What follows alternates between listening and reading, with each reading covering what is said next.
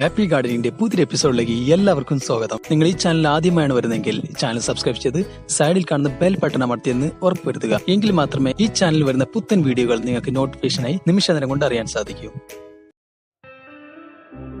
ഇന്നത്തെ വീഡിയോ നമുക്ക് ആസ്റ്റർ പ്ലാന്റിന് കൊടുക്കേണ്ട കെയറിനെ കുറിച്ച് ഡീറ്റെയിൽ ആയിട്ട് മനസ്സിലാക്കാം. ആസ്റ്റർ പ്ലാന്റിന് മാത്രമല്ല ബാക്കി എല്ലാ തരം പൂച്ചെടികളും നമുക്ക് എങ്ങനെയാണ് നിറയെ ബുഷാക്കിയിട്ട് പൂ പിടിപ്പിച്ചെടുക്കുക, അതിനെങ്ങനെ നടണം എന്നൊക്കെ നമുക്ക് ഇന്നത്തെ വീഡിയോ നമുക്ക് വിശദമായിട്ട് മനസ്സിലാക്കാം. അപ്പോൾ നമുക്ക് നേരെ വീഡിയോയിലേക്ക് എടുക്കാം.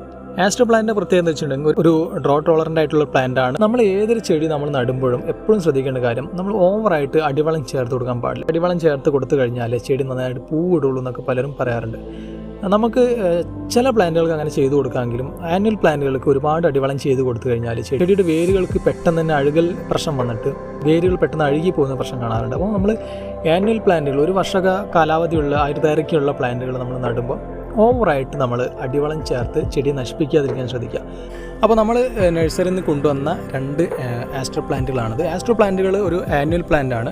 ആനുവൽ പ്ലാന്റുകൾ നമ്മൾ നടുമ്പോൾ എപ്പോഴും അതിൻ്റെ വേരുകൾക്ക് ക്ഷതം പറ്റാത്ത രീതിയിൽ മുഴുവൻ മണ്ണും നീക്കം ചെയ്യേണ്ട ആവശ്യം ആനുവൽ പ്ലാന്റുകൾക്ക് വരുന്നില്ല. കുറച്ച് ഭാഗം മാത്രം നീക്കം ചെയ്തിട്ട് നമ്മൾ ചെടിച്ചട്ടിലോട്ട് നടുന്നതാണ് ഏറ്റവും ബെറ്റർ. കുറച്ച് മണ്ണ്, പകുതി മണ്ണോളം മാറ്റിയിട്ട് ബാക്കി പകുതി മണ്ണ് ചെടിയിൽ തന്നെ വെച്ചിട്ട് ഇത് നേരെ ചട്ടിയിലോട്ട് നടണം. നടാൻ വേണ്ടി എടുത്തിരിക്കുന്ന പോട്ടി മിക്സ് നമ്മൾ ഇന്നലെ ചെയ്ത ആ ഒരു റോസിൻ്റെ വീഡിയോയിൽ ചെയ്ത ആ ഒരു പോട്ടി മിക്സ് തന്നെയാണ് നമ്മൾ ആ ഒരു അട്ടുംകാഷ്ടവും അതുപോലെ തന്നെ മണ്ണും ചകിരിച്ചോറും അടങ്ങിയ ഒരു പോട്ടി മിക്സാണ് നമ്മളിന്ന് ഇതിനു വേണ്ടി ചെയ്യുന്നത്. അപ്പോൾ ഇത് നമ്മൾ ചെയ്യുമ്പോൾ എപ്പോഴും ശ്രദ്ധിക്കേണ്ട കാര്യം നല്ല നീർവാർച്ചയാണ്. നല്ല നീർവാർച്ച ഉണ്ടെങ്കിൽ തീർച്ചയായിട്ടും നമ്മുടെ ചെടി നല്ല രീതിയിൽ റിക്കവർ ആയിട്ട് വരും. നമ്മൾ ഈ ഒരു ചട്ടി രണ്ട് ചെടികളാണ് നടുന്നത്. ജസ്റ്റ് ഒരു കുറ്റിച്ചെടി പോലെ നിന്നിട്ട് ബുഷ് പോലെ നിന്നിട്ട് നിറയെ പൂക്കൾ തരുന്ന കാരണം ഒന്നിലധികം ചെടികൾ വെച്ച് കഴിഞ്ഞാലും നല്ല രീതിയിൽ നമുക്ക് മെയിൻറ്റെയിൻ ചെയ്ത് കൊണ്ടുപോകാൻ പറ്റും എന്നുള്ളത് കൊണ്ടാണ് രണ്ട് ചെടി നമ്മൾ ഇതിൽ വെക്കുന്നത്. രണ്ട് ചെടി വെച്ച് കഴിഞ്ഞാൽ തന്നെ പെട്ടെന്ന് ബുഷായി വരാനും നന്നായിട്ട് പൂക്കൾ തരാനും ഇത് ഒരുപാട് ഹെൽപ്പ് ചെയ്യും. നമ്മൾ ഉഷ്ണമേഖലാ കാലാവസ്ഥയിൽ നമ്മൾ വളർത്തുമ്പോൾ ഒരു പാർഷ്യൽ ഷെയ്ഡിൽ വെക്കുന്നതായിരിക്കും ഏറെ ഉചിതം. ഉഷ്ണമേഖലാ കാലാവസ്ഥയിൽ ഒരു പാർഷ്യൽ ഷെയ്ഡിൽ വെക്കുമ്പോഴാണ് ശരിക്കും പറഞ്ഞാൽ നല്ല ഒരു ഗ്രോത്തും അതുപോലെ തന്നെ നന്നായിട്ട് പൂക്കൾ വരുന്നതും കണ്ടുള്ളത്. അപ്പോൾ ഈ രീതിയിൽ നമ്മൾ കെയർ കൊടുത്ത് 2 ആഴ്ചയ്ക്ക് ശേഷം നമ്മൾ ഇതിന് കുറച്ച് ചാണകവെള്ളം കലക്കിയുണ്ടല്ലോ, ചാണകത്തിൻ്റെ തെളി, ഈ തെളി നേർപ്പിച്ചിട്ട് ഒരു 3-4 ഇരട്ടി വെള്ളം ഒഴിച്ച് നേർപ്പിച്ചിട്ട് ഇതിൻ്റെ ചുവട്ടിൽ ഒഴിച്ച് കൊടുത്തു കഴിഞ്ഞാൽ ഒന്നും കൂടി പുഷായിട്ട് ഇതിൻ്റെ ശിഖരങ്ങളൊക്കെ ഒന്ന് പുഷായിട്ട് ഒന്ന് കരുത്തായിട്ട് ചെടി വരും.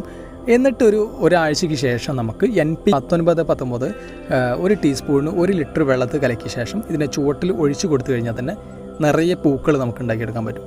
അപ്പോൾ വളരെ സിമ്പിളായിട്ട് കെയർ ചെയ്തുകൊണ്ട് വളർത്താൻ പറ്റിയ ഒരു പ്ലാന്റാണ് ഈ ഒരു ആസ്റ്റർ. ഒത്തിരി ഗാർഡനേഴ്സിൻ്റെ ഒരു പ്രിയപ്പെട്ട പ്ലാന്റൊക്കെയാണ്, ഒരു ആനുവൽ പ്ലാന്റൊക്കെയാണെന്ന് വേണമെങ്കിൽ പറയാൻ പറ്റും. കാരണം അത്രയ്ക്കും സിമ്പിളായിട്ട് അത്രയ്ക്കും നിറയെ പൂക്കൾ വരുന്നൊരു പ്ലാന്റാണ്. ജമന്തിയുടെ പൂക്കളായിട്ടൊക്കെ ചെറിയ സാദൃശ്യമുള്ളൊരു ചെടിയാണ്. എന്നാൽ ജമന്തിയുടെ അത്രയ്ക്ക് കെയർ ഒന്നും കൊടുക്കേണ്ട ആവശ്യം ഈ ഒരു ചെടിക്കില്ല. നന്നായിട്ട് വളരുന്ന, നന്നായിട്ട് പൂക്കൾ തരുന്ന ഒരു പ്ലാന്റാണ്. ചെടിച്ചട്ടിയിൽ വളർത്തുകയാണെങ്കിൽ ഫ്രണ്ട് യാർഡിൽ ഒക്കെ വെക്കാൻ പറ്റിയ നല്ലൊരു ഓപ്ഷനാണ് ഈ ഒരു ആസ്റ്റർ. അപ്പോൾ ആസ്റ്ററിനെ കുറിച്ച് ഇത്രയും കാര്യങ്ങളൊക്കെയാണ് ഇന്നത്തെ വീഡിയോ പറയേണ്ടത്. വീഡിയോ നിങ്ങൾക്ക് എല്ലാവർക്കും ഉപകാരപ്രദമായിട്ടുണ്ടാവും എന്നാണ് എൻ്റെ വിശ്വാസം. അപ്പോൾ അടുത്ത വീഡിയോ കാണുന്നവരെ ബൈ.